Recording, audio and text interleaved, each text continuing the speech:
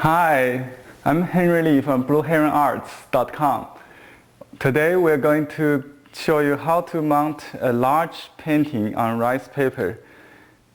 You can see on the table here a full sheet of painting done by Victoria, my wife, the lotus flower, on a piece of mulberry rice paper. So the first thing I'm going to do is to spray a little clean water. You can use the spray bottle, any kind of, just make a drizzle. Make sure it's even. Don't spread that much, just enough to make the paper soft so the wrinkle will be stretched. Not too damp, but if you spread too much, you can wait a little while before you proceed to the next step. But my recommendation is not to spread that much, but evenly with the mist. You can clean the table with a paper towel.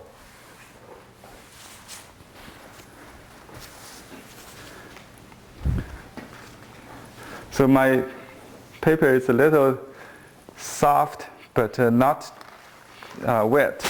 So you can still lift it. See?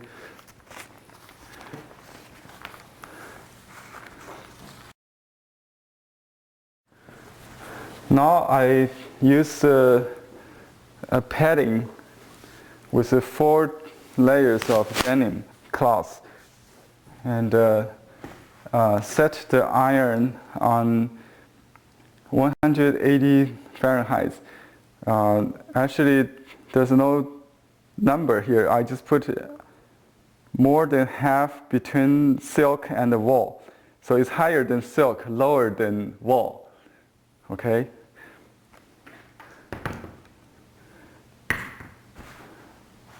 I here have a piece of silicone film paper, silicone mounting paper with the film side facing up. Okay. I have to do this section by section. So if you have helper, you can have someone hold the painting for you. But this is how I do it with one man. So you can use a roller, kind of a pin, a cardboard pin, if you will. You can hold the painting by roll the picture like this, so you can hold it. This is what I usually do with wet mounting, but just to, okay, so give you a good handling. If you don't have this, you will need a pair of extra hands to stretch it that way. So I lined the painting with the backing paper perfectly, and then I will start from the side, one side. So I start from the center. Of course, you need to protect the painting with a piece of protective paper. I use a piece of silicone backing paper without the film. So you can use any piece of paper like a newsprint, just for protect the dust or dirt from the iron. So you don't iron directly on the painting, but on the protective paper. You can still see the picture through, right? So I start from this margin area. Move back and forth. Just give enough temperature, that's the idea.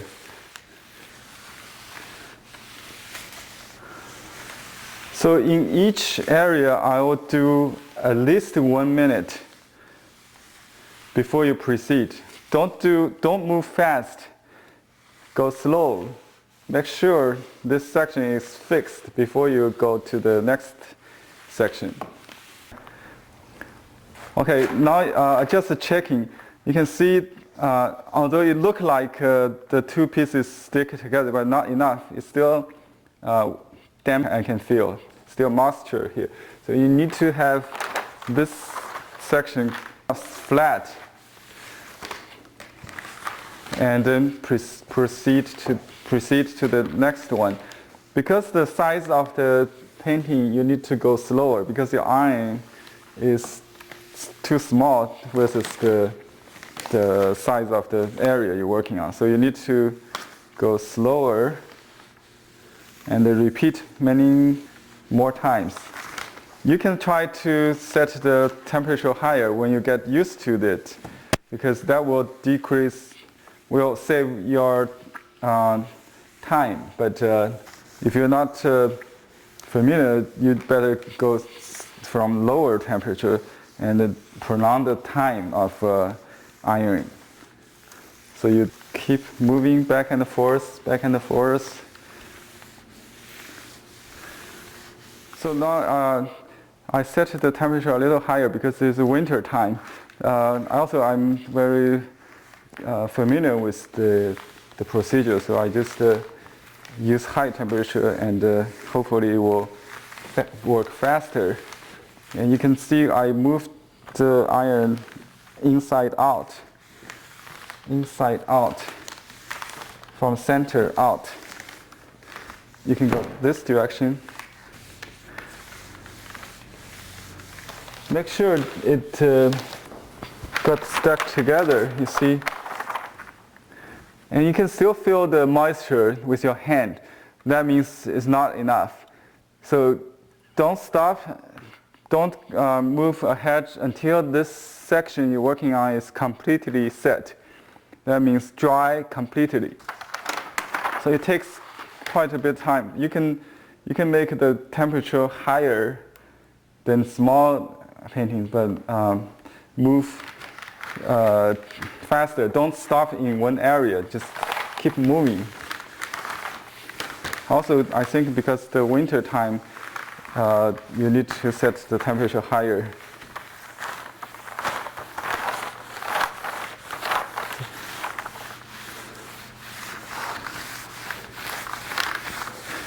At this point, I just try to dry it.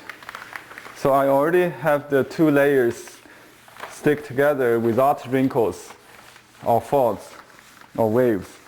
So now I just make sure it dries. You don't want to proceed until this part is completely dry. So for a large painting, it takes a long time to do, but it's still convenient than wet mounting, which will take at least 24 hours to dry. So this will take probably 20 minutes to work. Now let's turn it over. You see here some bubbles like this, and here is flat, right? Which means this part is not enough. And this is how to continue. Set the temperature to higher than the beginning position. So I now set the temperature to wall. So it's higher. And then iron in circular movement with heavier pressure than what you had before. So you can press and iron. Do not iron steel, but you have to move like this, like you're polishing the floor, Just make sure the temperature is high enough.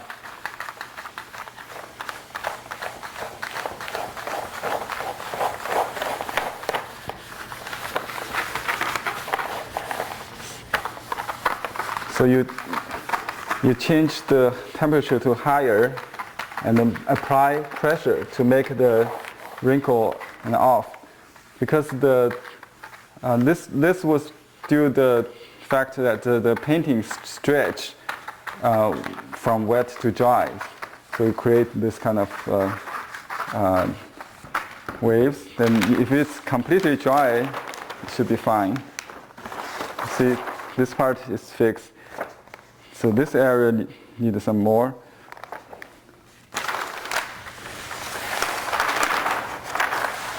Now I proceed to the second section. It probably will take me 4 sections to finish.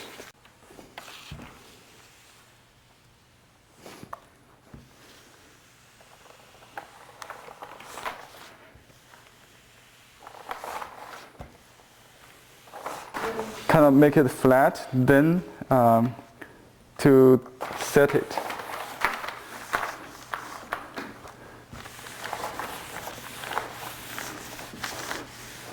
So the first set of the strokes, you need to be more careful. Then you just kind of set it. Make sure they stick together.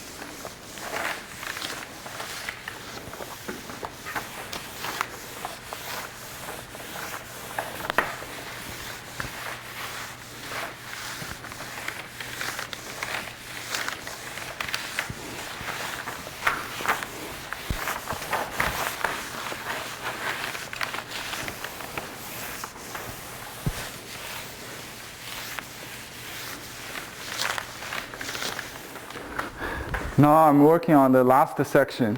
Let's review the procedure. First of all, you stroke from the center, like drive the air towards the unfinished part. Then from the center to the margin on both directions, up and down, up, down, up, down, kind of middle, up, down, middle, up, down. You can see this part is just finished. This part we just start. You can still see the bubbles, the waves, not the bubbles. So you just keep working from center out. In the beginning, you apply less pressure. Then after the two flattened, the painting is flattened, you can press and set. Okay, now the last section.